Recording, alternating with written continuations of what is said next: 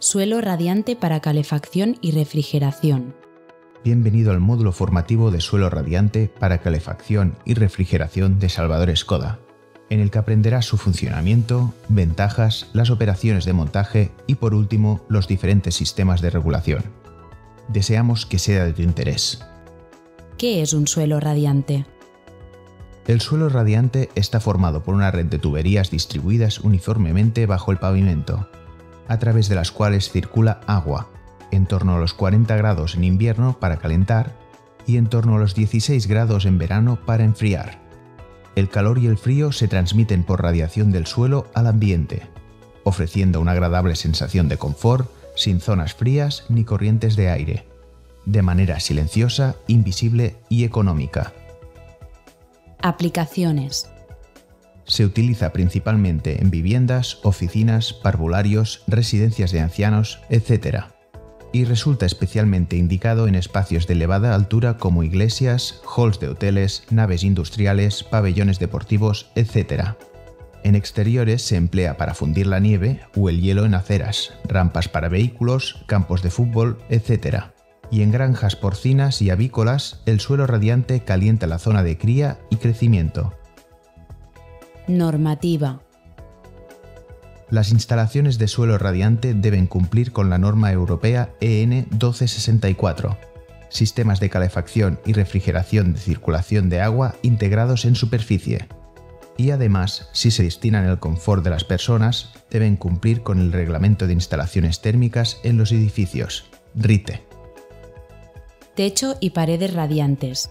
Es interesante conocer que, en base al mismo principio de funcionamiento, existen las soluciones de techo y paredes radiantes para calefacción y refrigeración. Ventajas. El suelo radiante presenta un gran número de ventajas frente a los sistemas convencionales. Veamos a continuación las principales. Distribución ideal de temperatura. La sensación ideal de confort se logra cuando los pies están a una temperatura ligeramente superior a la de la cabeza.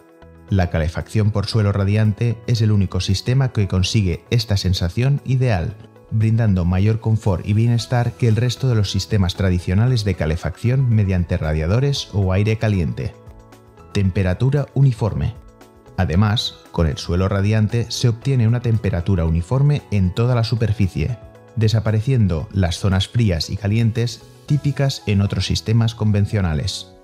Con el suelo radiante, el calor asciende suavemente hasta una altura de unos 2 metros, permaneciendo en la zona donde se habita, no como ocurre en los sistemas tradicionales, en los que el calor asciende hasta el techo, lo que hace del suelo radiante el sistema ideal en espacios de gran altura. Invisible.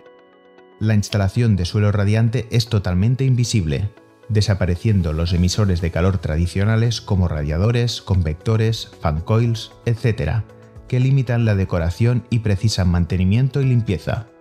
Además, elimina el riesgo de quemaduras y golpes accidentales, resultando especialmente idóneo en centros psiquiátricos, parvularios, residencias, hospitales, etc.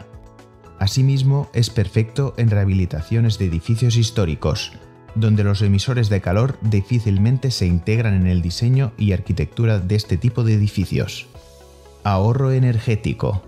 Comparado con otros sistemas convencionales, se consiguen ahorros energéticos del 20 al 30%. Además, se puede combinar con energías renovables como la aerotermia, geotermia, biomasa, etc., consiguiendo ahorros de hasta el 60%. Componentes e instalación. Proyecto.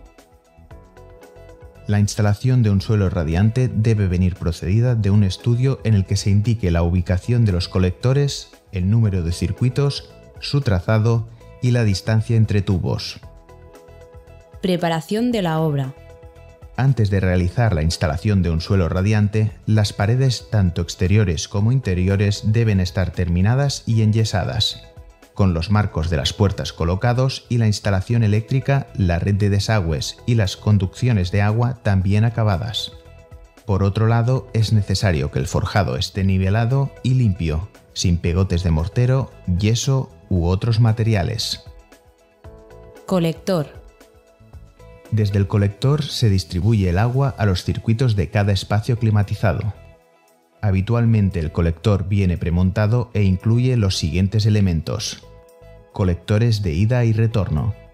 2 colectores, uno para la ida y el otro para el retorno, que pueden ser de latón, plástico u acero inoxidable. En el colector de ida, cada circuito está provisto de un caudalímetro o detentor para el ajuste del caudal. Y en el colector de retorno, cada circuito está provisto de una válvula manual de apertura y cierre. Dichas válvulas se pueden automatizar mediante cabezales electrotérmicos controlados por termostatos de ambiente. Válvulas de entrada y salida. Cada colector dispone de una válvula de corte tipo esfera, para poderlo independizar del resto de la instalación. Grupos de purga y vaciado. Los purgadores de aire de los colectores de ida y retorno expulsan al exterior los gases que se generan en los circuitos. Las válvulas de vaciado permiten el vaciado del agua de la instalación para operaciones de mantenimiento, llenado y purga. El colector debe posicionarse en un lugar de fácil acceso que permita manipular sus componentes, ya sea directamente en la pared o más convenientemente en una caja empotrada. También es importante que se coloque a una altura que permita fácilmente la conexión de las tuberías y la purga del aire, recomendándose que su instalación se realice a un mínimo de unos 50 centímetros del forjado.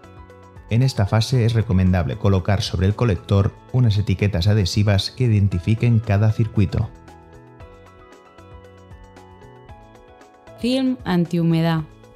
En sótanos o en locales por debajo del nivel del terreno, donde existe la posibilidad de que filtre agua o humedad, debe extenderse un film de plástico a lo largo del forjado, que actuará como barrera antihumedad.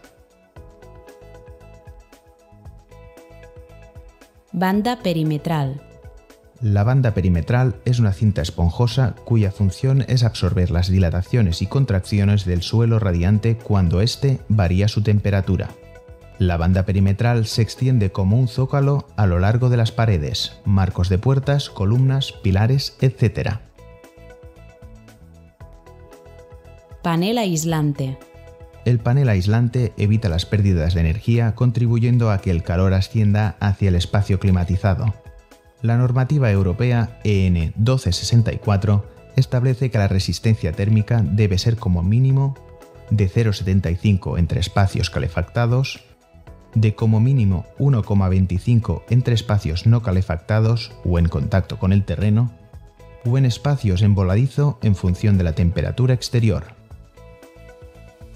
En los paneles aislantes se ubican los tubos, existiendo paneles lisos en los que los tubos se fijan mediante grapas, carriles, velcro, etc. y paneles moldeados en los que los tubos se encajan. Los paneles se colocan en toda la superficie del forjado.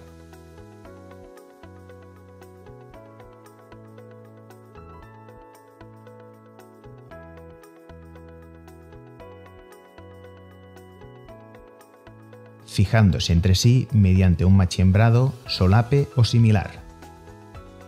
Fabricados en poliestireno, madera, corcho, el corte de los paneles se puede realizar mediante cúter, cuchillo o sierra. Tubería.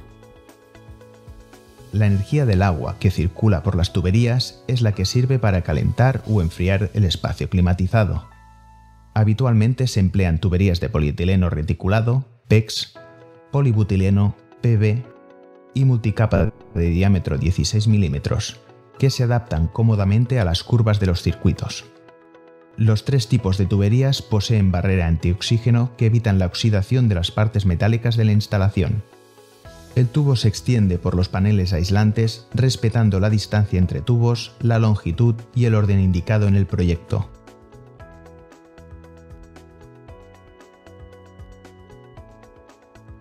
La unión del tubo al colector se realiza mediante el adaptador adecuado, no estando permitidas uniones entre tubos y siendo 120 metros la longitud máxima recomendada en cada circuito. La distribución del tubo puede realizarse en forma de serpentín, en las que el tubo se distribuye en líneas paralelas, o en forma de espiral, en las que el tubo se distribuye en forma de caracol. Juntas de dilatación. En las juntas estructurales del edificio, en espacios de más de 40 metros cuadrados y en los pasos de puerta deben instalarse juntas de dilatación que absorban las dilataciones y contracciones del mortero. Se realizan con la misma banda perimetral y un soporte para que se mantengan en vertical. Llenado y purga. El llenado de la instalación debe realizarse circuito por circuito.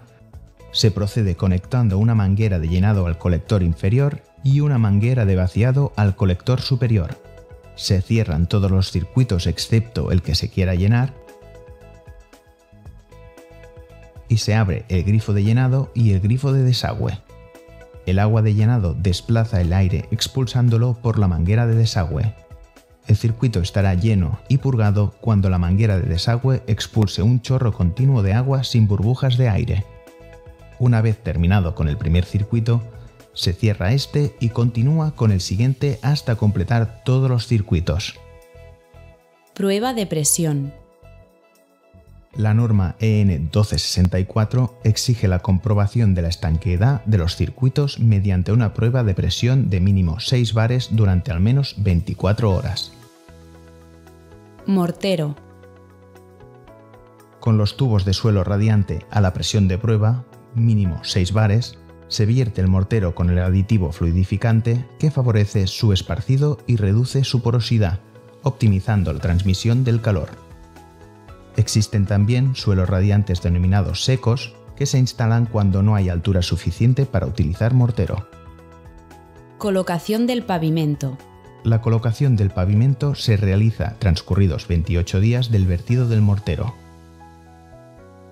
Con un cúter o cuchillo se corta la parte de banda perimetral que sobresale del pavimento y se procede a la colocación del zócalo. Equilibrado de la instalación. Con la instalación en funcionamiento se procede al equilibrado hidráulico de la instalación, para que el calentamiento de cada estancia sea uniforme. Atendiendo a los caudales de cada circuito especificados en el proyecto, se ajustan los caudalímetros o detentores del colector. Regulación. Toda instalación de suelo radiante precisa de una regulación que aporte bienestar a los usuarios y optimice en consumo de energía. La regulación del suelo radiante se realiza controlando la temperatura de impulsión y la temperatura ambiente. El control de temperatura de impulsión se puede gestionar directamente desde la caldera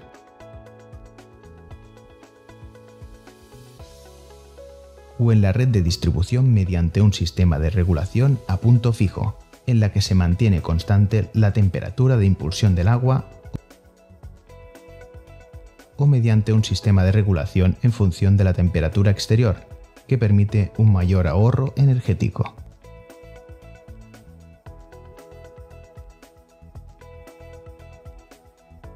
El control de temperatura ambiente se realiza mediante termostatos ambiente que accionan los cabezales electrotérmicos de los colectores.